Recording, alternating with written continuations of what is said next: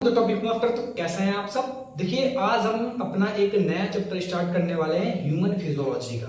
Complete human physiology जो कि NCERT biology से होगी, वो टॉपिक वाइज पढ़ाई जाएगी। मैं टॉपिक वाइज वीडियो बनाऊंगा, छोटे छोटे वीडियो रहेंगे, हर एक टॉपिक बहुत ही बेहतरीन तरीके से मैं क्लियर कराऊंगा। ठीक है, तो आज जो पहला चैप्टर है वो है सर्कुलेशन सिस्टम, जिसमें आप हार्ट वगैरह के बारे में पढ़ते हैं। यहाँ पर ब्लड और हार्ट दो मेन चीजें हैं, हृदय और रक्त, जिनके बारे में हमें पढ़ना है। और ये चैप्टर बहुत ही प्यारा है। क्यों प्यारा है? क्योंकि यहाँ पर बहुत ही अच्छे अच्छे कॉन्सेप्ट सीखने के लिए मिलेंगे। आपको ये पता चलेगा कि हमारे बॉडी के अंदर कैसे ब्लड फ्लो करता है, कैसे बहता है, कहां से कैसे जाता है। बहुत ही इंटरेस्टिंग है और इसकी जो मैकेनिज्म है ना, वो इतनी प्यारी है कि एक बार समझ में आ गई ना तो कभी भी नहीं भूलती। अगर एक बार आप इस चैप्टर को समझ लिए ना, ह्यूमन फिजियोलॉजी का सबसे आसान चैप्टर है और सबसे इंटरेस्टिंग चैप्टर है। तो बहुत ही अच्छी तरीके से पढ़ेंगे, टॉपिक वाइज पढ़ेंगे, थोड़ा थोड़ा थोड़ा करके कंप्लीट चैप्टर को बहुत ही बेहतरीन तरीके से कवर करेंगे। तो आज के इस पहले लेक्चर में मैं थोड़ा सा इंट्रोडक्शन दूंगा,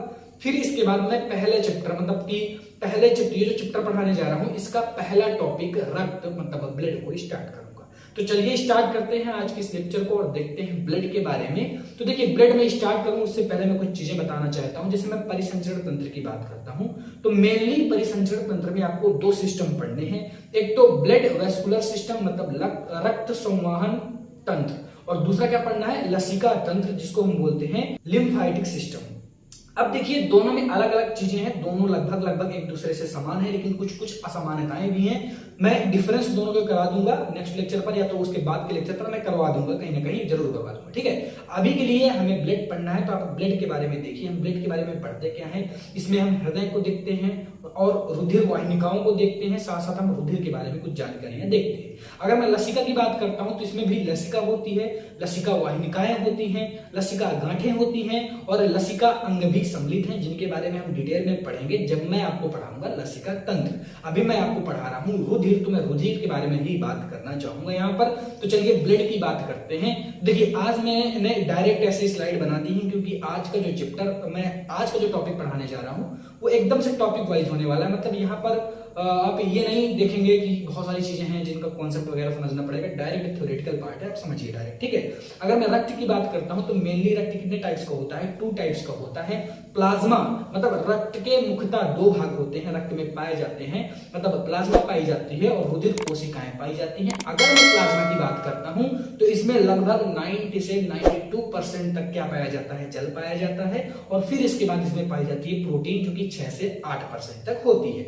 लेकिन अगर मैं रुधिर कोशिकाओं की बात करता हूं तो आरबीसी हो गया, डब्ल्यूबीसी हो गया, प्लेटलेट्स हो गई। प्लेटलेट्स का काम क्या रहता है वैसा तो मैं पढ़ाऊंगा, अभी के लिए थोड़ा सा इतना याद रखिए कि रक्त को क्लॉटिंग करती है, मतलब ब्लड क्लॉटिंग में भूमिका अपनी निभाती है। तो अभी आपने देखा प्लाज्मा क्या होता है, प्लाज्मा में जो वाटर होता है वो 90 से 92% तक होता है, प्रोटीन 6 से 8% तक होती है। तो प्रोटीन थोड़ा सा हमें पढ़ना चाहिए, क्योंकि प्रोटीन की भूमिकाएं यहाँ पर बहुत ज्यादा रहती है। ठीक है, तो प्रोटीन पढ़ना चाहिए। उससे पहले एक चीज और देखिए, अगर मैं ब्लड की बात करता हूं, ठीक है, मैं अभी प्लाज्मा में आऊंगा, पहले आप ब्लड के बारे में थोड़ा सा जान लीजिए। ब्लड एक तरल संयोजी पदार्थ है, आपको सभी को पता होगा भाई, तरल संयोजी ऊतक है। और ये इसकी उत्पत्ति कहां से होती है, बहुत ज्यादा इंपॉर्टेंट, बहुत ज्यादा इंपॉर्टेंट है। इसकी उत्पत्ति होती है मेसोडर्मल। और अगर मैं हार्ट की बात करता हूं, ध्यान दीजिएगा बच्चा, अगर मैं हृदय की बात करता हूं ना, अगर मैं किसकी बात करता हूं, हृदय की बात अगर मैं करता हूं तो हृदय की भी उत्पत्ति मेसोडर्मल होती है। ये बात आप याद रखिएगा, मतलब हृदय और हृदय में बहने वाला ब्लड, रक्त, दोनों की उत्पत्ति किससे होती है, मेसोडर्मल होती है। बहुत ज्यादा इंपॉर्टेंट है, जरूर से जरूर आपको याद रखना है। इसकी स्टडी को हम क्या बोलते हैं, एनसीईआरटी पर नहीं है, इसकी स्टडी को हम बोलते हैं हिमेटोलॉजी। क्या बोलते हैं भाई, हिमेटोलॉजी बोलते हैं। ठीक है, अब हम बात करते हैं शरीर में कितने % हमारा ब्लड पाया जाता है।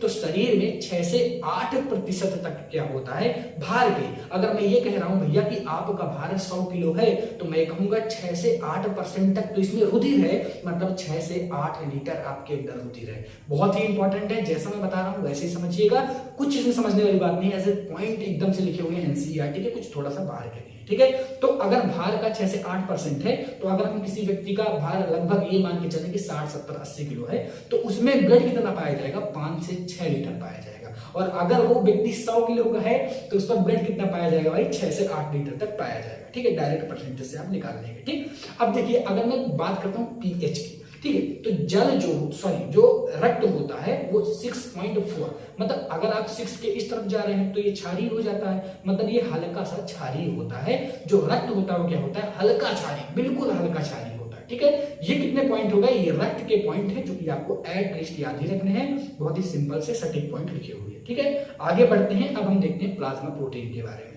मैंने क्या बताया, प्लाज्मा वाटर और प्रोटीन से मिलकर बना होता है। वाटर 90 से 92% तक रहता है, लेकिन अगर मैं प्रोटीन की बच्चा बात करता हूं तो भले ही वो 6 से 8% तक है, लेकिन इनकी भूमिकाएं बहुत ज्यादा होती हैं। अच्छा चलिए, भूमिकाएं अच्छी होती हैं तो भैया हम भी देख लेते हैं कि कौन कौन सी प्रोटीन पाई जाती होंगी। तो मुख्यतः 3 तरीके की प्रोटीन यहाँ पर पाई जाती है। पहला नंबर है एल्बुमिन। इसका केवल 2 पॉइंट आपको याद रखने हैं।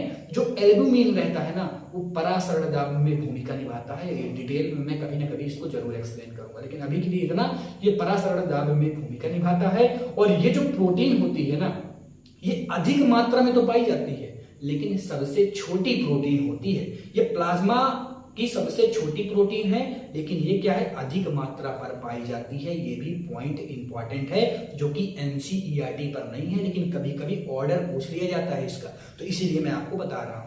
अब हम बात करते हैं ग्लोबिलिन की। ठीक है, तो ये जो ग्लोबिलिन होता है ये प्रतिरक्षा तंत्र में भूमिका निभाता है। केवल और केवल एक सिंपल सा पॉइंट है जिसको आपको डायरेक्ट याद रखना। जब मैं प्रतिरक्षा पढ़ा रहा हूँ, मतलब जब मैं जाऊंगा डिजीज वाले चैप्टर पर, तब मैं इसको और भी अच्छे तरीके से एक्सप्लेन करूंगा। ठीक है, क्या होता है ना, चैप्टर सब आपस में मिक्स होते हैं, जहां पर जितना काम है उतना ही पढ़ने की कोशिश करिए। ठीक, अगली प्रोटीन जो है वो है फाइब्रिनोजेन। अब ये जो फाइब्रिनोजेन होती है ना, ये ब्लड क्लॉटिंग में भी भूमिका निभाती है। और ये लास्ट में, जब सारे स्टेप कंप्लीट हो जाते हैं, तो लास्ट में ये क्या करती है, फाइब्रिनोजेन जो होती है वो फाइब्रिन में चेंज करती है। ब्लड जब क्लॉटिंग हो रही होती है, और फाइब्रिन क्या करता है, धागे जैसी संरचना बनाता है, जिससे ब्लड क्लॉटिंग हो जाती है। ये बहुत ज्यादा इंपॉर्टेंट था आपके लिए। तो ये रुधिर थक्का में महत्वपूर्ण भूमिका निभाती है। ये बहुत ही कम मात्रा पर तो पाई जाती है, ये कम मात्रा पर तो पाई जाती है, लेकिन ये बड़ी प्रोटीन होती है। क्या, ये कम मात्रा पर तो पाई जाती है, ये यहाँ पर पॉइंट रहा, लेकिन ये प्लाज्मा मेम्ब्रेन की सबसे बड़ी, प्लाज्मा प्रोटीन की सबसे बड़ी प्रोटीन होती है। ठीक है, ये इंपॉर्टेंट है। और इसे थ्रोम्बिन के नाम से भी जानते हैं। क्या, इसे थ्रोम्बिन के नाम से भी जानते हैं। आगे अभी जो आने वाले लेक्चरों में मैं आपको पढ़ाऊंगा ब्लड क्लॉटिंग, मतलब कैसे क्लॉट करता है, कैसे क्लॉटिंग होती है, थक्का जमता है ब्लड का। वो जब वहां पर ये चीज आएगी कि फाइब्रिनोजेन, ये वर्ड वहां पर देखने के लिए मिलेगा। ये करता क्या है, फाइब्रिनोजेन क्या करता है, फाइब्रिन में चेंज करता है, तो फिर वहां पर क्या होती है, ब्लड क्लॉटिंग होने लगती है। ठीक है, तो ये चीजें आगे चल के सारी चीजें आएंगी, अभी तो इंट्रोडक्शन चल रहा है। ठीक है, तो घबराने वाली बात नहीं, जितना समझ में आ रहा समझिए, नोट्स अच्छी बनाइएगा, ये बहुत ज्यादा इंपॉर्टेंट है। अच्छा, मैंने क्या कहा, 90 से 92% तक तो जल पाया जाता है। ठीक है, मैंने क्या कहा, प्लाज्मा में 90 से 92% तक तो जल पाया जाता है, और 6 से 8% तक प्रोटीन पाई जाती है।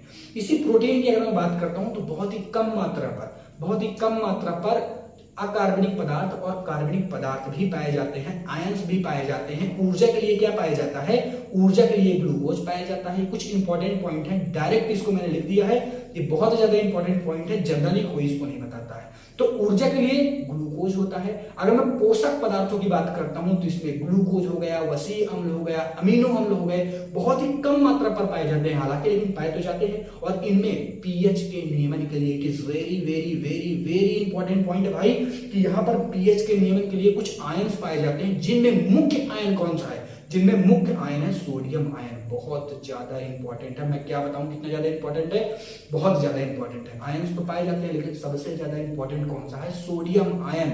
बहुत सारे आयन पाए जाते हैं जो वर्क करते हैं पीएच के नियमन पर, लेकिन जो सबसे ज्यादा इंपॉर्टेंट है वो है सोडियम आयन, की सोडियम आयन भी यहाँ पर उपलब्ध होता है। तो ये सारी चीजें आपको समझ में आई। कल मैं आपको पढ़ाऊंगा आरबीसी और डब्ल्यूबीसी के बारे में, ऐसे ही मैं टॉपिक वाइज चीजें क्लियर करूंगा। थोड़ा सा एनसीईआरटी से हट कर रहेंगी, थोड़ा सा एनसीईआरटी के अलावा भी पॉइंट डालने पड़ते हैं, क्योंकि आपको पता है कि पॉइंट इधर उधर से आते रहते हैं और हमारे लिए इंपॉर्टेंट है। ऐसे ही हम पूरे ह्यूमन फिजियोलॉजी को कंप्लीट करेंगे बहुत अच्छी तरीके से। तो मिलता हूं फिर मैं आपसे नेक्स्ट लेक्चर पर। Thank you so much for watching. ऐसे ही आप वीडियो को देखते रहिए, टॉपिक वाइज चीजों को तैयार करते रहिए। Thank you.